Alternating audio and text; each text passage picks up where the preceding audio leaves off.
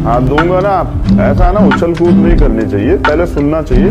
लेकिन भीम आर्मी तो वहीं उछल कूद करती है जाती जहां पर उसको पॉलिटिकली सूट करता है। जी, आप तो उछल कूद वहीं करते हैं जहां आपको पॉलिटिकली सूट करता है। क्या ये सही नहीं है? क्या ये दोगलापन नहीं है?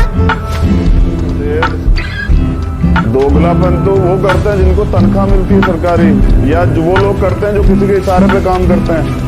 मैं तो स्वतंत्र रूप से काम करता हूँ, मुझे तो कोई अडानी अंबानी तनख्वाह नहीं देता है भाई। मैं किसी का नौकर नहीं हूं ना, समझना पड़ेगा तुम्हें। पत्रकारिता की गरिमा होती है, उसको बना के रखो। मेरे सम्मान के साथ छेड़खानी मत करना। चंद्रशेखर क्या कह रहे हैं आप? समझ रहे हो ना? पहले सुनो, मेरे सम्मान के साथ छेड़खानी मत करना। आपके सम्मान के साथ किसी ने छेड़खानी नहीं करी, आपसे सवाल पूछा गया है। आपसे सवाल पूछा गया है, सवाल आपको अपमान लग रहा है? नहीं सुनेंगे, चिल्लाने से कुछ नहीं होगा। मैं तो सुन रहा हूं चंद्रशेखर जी, आप मैं तो सुनने के लिए आपको बोला।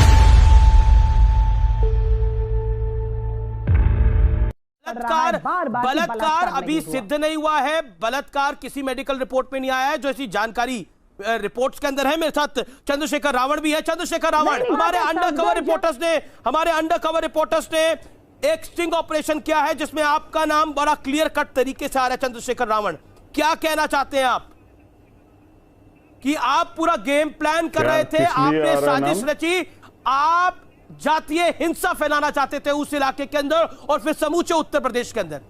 चंद्रशेखर जी, ये आपके स्टिंग में आए जी कि आप खेल पूरा रच रहे थे। ये आपके स्टिंग में आया जी? मैं खेल रच रहा था जी।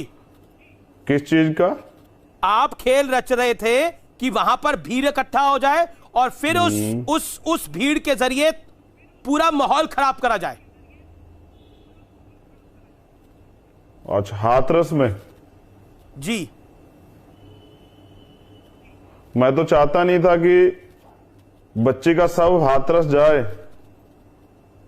मैं तो चाहता था कि यहीं रीपोस्टमार्टम हो और पहले सब चीजें जो हैं वो निष्पक्ष जांच हो। आप चाहते थे कि शव जो है वो वहीं रोक दिया जाए और पूरा उत्तर प्रदेश के एक इलाके के अंदर पूरा घटनाक्रम खराब हो जाए और आउट ऑफ कंट्रोल हो जाए। ये आप पे आरोप है? ये तो आप कह रहे हैं। आरोप लगाना आसान है, ये कोई बड़ी बात नहीं। सरकार अपनी विफलता छिपाने के लिए आरोप लगा सकती है। मैं आरोप में भरोसा नहीं करता हूं। आपके लोग पीड़िता के घर के बाहर, आपके लोग पीड़िता के घर के बाहर रिश्तेदार बन के उनके बैठे हुए हैं, ये तो सच है। बिल्कुल उनके रिश्तेदार बन के बैठे हुए हैं। वो बैठे हुए हैं। दिखाइए कौन लोग हैं, मुझे भी जरा दिखा दीजिए। नहीं, वो बिल्कुल सबके सामने है। समझना पड़ेगा कि भीम आर्मी, सुनिए ना पहले जी, ज्यादा तेज बोलने से बात सच नहीं हो जाती। ना, मैं तो तेज ही नहीं बोला, मैं तो आपसे सवाल पूछ रहा हूं। सवाल का जवाब तो देंगे ना आप? हाँ दूंगा ना। ऐसा ना उछल कूद नहीं करनी चाहिए, पहले सुनना चाहिए, सामने वाले को मौका देना चाहिए ना। मैं ये कह रहा हूं, भीम आर्मी एक सोच है। भीम आर्मी एक सोच है जो अन्याय के खिलाफ लड़ने के लिए नौजवानों में है। और भीम आर्मी को आप क्या समझते हैं? कौन से गांव में नहीं है भीम आर्मी? भीम आर्मी हर गांव में है, पूरे उत्तर प्रदेश में, पूरे देश में है। क्योंकि अब हमारे लोग अत्याचार नहीं सहना चाहते, के साथ अत्याचार होगा भीम आर्मी जाएगी। लेकिन भीम आर्मी तो वहीं उछल कूद करती है जहां पर उसको पॉलिटिकली सूट करता है। बिहार में एक दलित नेता को गोली मारी है, भीम आर्मी कितनी गई है वहां पर? मैं जानना चाहता हूं आपसे। बंगाल के अंदर कई दलित नेताओं को, कई दलितों को मारा गया है, कितनी भीम आर्मी गई है? मैं जानना चाहता हूं आपसे। आप तो उछल कूद वहीं करते हैं जहां आपको पॉलिटिकली सूट करता है। क्या यह सही नहीं है? क्या यह दोगलापन नहीं है? ये उत्तर प्रदेश दोगलापन तो वो करते हैं जिनको तनख्वाह मिलती है सरकारी, या जो वो लोग करते हैं जो किसी के इशारे पे काम करते हैं। मैं तो स्वतंत्र रूप से काम करता हूं, मुझे तो कोई अडानी अंबानी तनख्वाह नहीं देता है भाई। मैं किसी का नौकर नहीं हूं ना, समझना पड़ेगा तुम्हें। और बंगाल में भीम आर्मी है, बिहार में भीम आर्मी। बिहार में मैं खुद गया था, जब बहन ज्योति के साथ ऐसी घटना घटी थी, मैं गया था।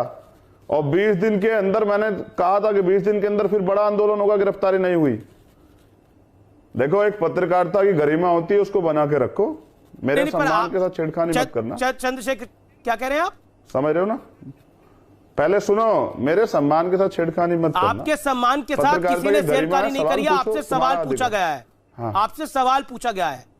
मैं अगर सवाल आपको का जवाब दे सवाल रहा हूं। पूछना भी सम्मान के सुन साथ रहे हो ना? छेड़खानी बस- दिखती है, फिर तो ईश्वर बचाए। नहीं, सवाल पूछना आपका सवाल अधिकार पूछने है। पर आप कह रहे हैं कि सवाल देखिए पूछना मुझसे आपका अधिकार आपका है। लिहाजा देखिए क्या है चंद्रशेखर जी, आपका लिहाजा क्या मेरा है? आप खुद लिहाजा ऐसा ही सोचिए है। कि मुझसे मेरा लिहाजा छेड़खानी ऐसा मत ही है। करना, मुझसे देखिए- सम्मान से बात करना। मैंने आपको जी कह के संबोधित करा, सम्मान आपको संबोधित करा, आपसे सवाल पूछना, लेकिन सवाल आपको अपमान लग रहा है। सुनेंगे या नहीं सुनेंगे? चिल्लाने से कुछ नहीं होगा मैं तो ना। सुन रहा हूं चंद्रशेखर जी, आपको मैं तो सुनने के लिए आपको बुलाया। हाँ, तो सुनिए ना। मैंने बुलाया कहा आपको, कि सर। एक शब्दों की गरिमा होती है, शब्दों की गरिमा। मैं इसलिए आया कि तुम्हारा जवाब दे सकूं।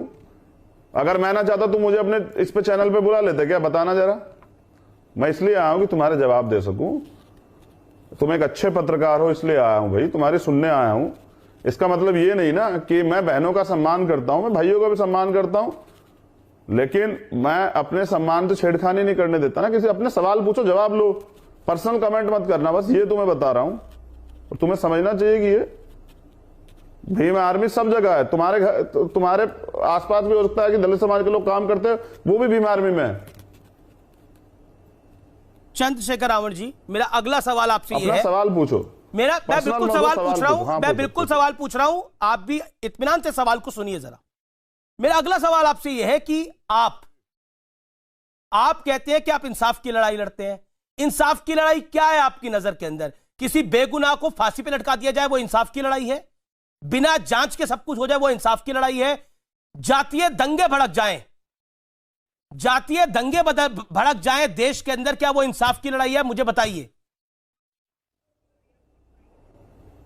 देखिए, आपने 3 बातें कही। पहली बात यह है कि किसी निर्दोष को फांसी पर चढ़ा दिया जाए, ये इंसाफ की लड़ाई है। मैं पहले आपको एक स्थिति क्लियर करता हूं। जिस तरह का उत्तर प्रदेश में और पूरे देश में जिस तरह का माहौल और पुलिस की जो कार्रवाई है, पहले तो बड़ी मुश्किल जो है एफआईआर दर्ज होती है, और फिर एफआईआर वो दर्ज होती है क्योंकि हमारे लोग इतने तैयार नहीं है, और ये सब चीजें उनके लिए खिलौना नहीं है।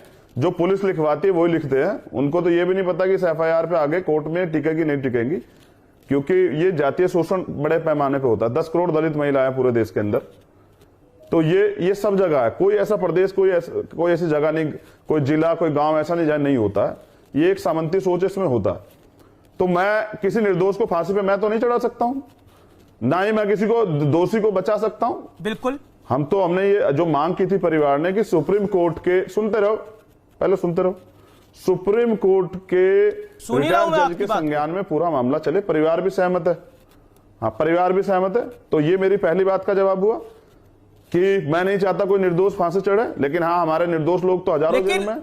आपको दोष सारा हाथरस में दिखाई दे रहा है। बलरामपुर में आपको क्यों नहीं दोष दिखाई दिया? 2 सवालों के जवाब दे दूं। बलरामपुर में आपको दोष क्यों नहीं दिखाई दिया? इस तरह मत करो ना, पहले सुन लो ना। पहले देखो पहले पिछले 2 सवालों के जवाब दे रहा हूं ना। चाहते हो ना जवाब दूं?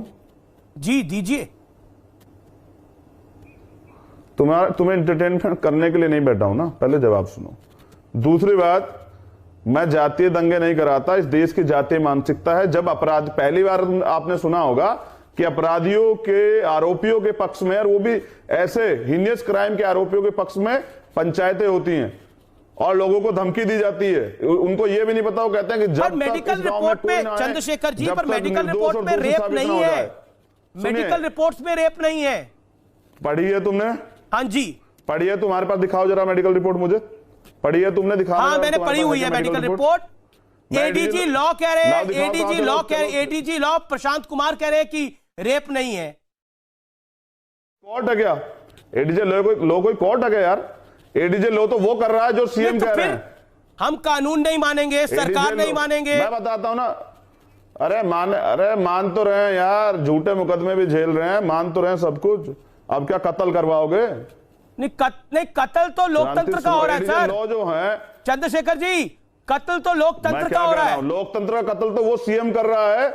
जो सीएम ये कहता है कि उस पीड़ित सीएम ने तो परिवार सीबीआई मौजूद जांच की बात अंतिम करी। संस्कार कराया रात को आप 2:30 बजे। चंद्रशेखर जी, सीबीआई जांच की बात करी उसी सीएम ने, उसी सीएम की सरकार ने बोला कि सुप्रीम कोर्ट मॉनिटर जांच करवा लो, कहा कि नहीं कहा? सिर्फ जो है एक ट्वीट किया, करवाई नहीं है, अभी एसआईटी जांच कर रही है और अभी 10 दिन और बढ़ा देगा, एसआईटी जांच करेगी। एक सेकंड, मेरे साथ बीजेपी के सांसद और सुधांशु त्रिवेदी हैं। सुधांशु जी, एक मिनट सुनिए। मैं यहां इस पैनल में बैठने नहीं आया, इस पैनल में बिठाइएगा।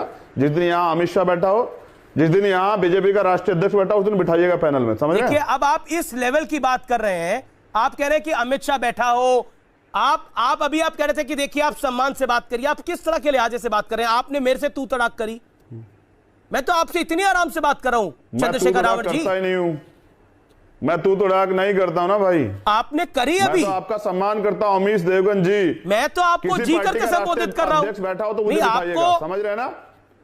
सुधांशु त्रिवेदी राष्ट्रीय अध्यक्ष बैठा होगा तो मुझे बिठाइएगा। एक से नहीं, आप तो लोकतंत्र में यकीन करते हैं ना, तो सुधांशु त्रिवेदी का एक सवाल सुन लीजिए।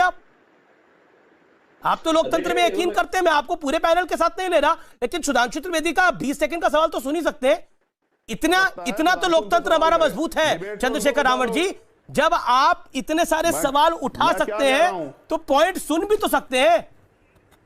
बंद करो, या मैं अपनी कहूंगा। मैं सुधांशु जी का जवाब नहीं दूंगा ना, मैं जवाब दूंगा तुम्हारे सवालों का। और अगर तुम्हें जवाब चाहिए सुधांशु जी को, तो फिर मेरे प्रवक्ता को बुला लो। अभी बस मैं एक पार्टी का राष्ट्रीय अध्यक्ष हूं, अभी हमारे पास विधानसभा के विधायक तो नहीं है, लोकसभा के एमपी नहीं है ना, वो भी होंगे बहुत जल्दी, हम मेहनत करेंगे, समझ रहे हो? लेकिन हम एक सम्मान रखते हैं और उस सम्मान को जो है हम किसी को छेड़ने नहीं देते, समझ रहे हो? नहीं, पर सम्मान इसमें सम्मान कैसे कम हो जाएगा? मैं जानना चाहता हूं सम्मान की, आप सम्मान की परिभाषा ही मुझे बताइए क्या है? आपने कैमरा ऑफ करवा दिया है, मैं तो सम्मान की परिभाषा ही समझ रहा था। कैमरा काट के रखिए विंडो में, और मैं चाहता हूं कि एक बार कैमरा ऑन करा जाए, दोबारा कैमरा ऑन करा जाए। चंद्रशेखर जी, अगर आपको मेरी आवाज आ रही है, आप सुधांशु जी से मत बात करिए, सवालों का जवाब मत दीजिए, लेकिन मेरे एक सवाल का जवाब दीजिए। क्यों छोड़ के जा रहे हैं आप कार्यक्रम? मैं एक सीमा तक जो है अधिकार देता हूं, मेरे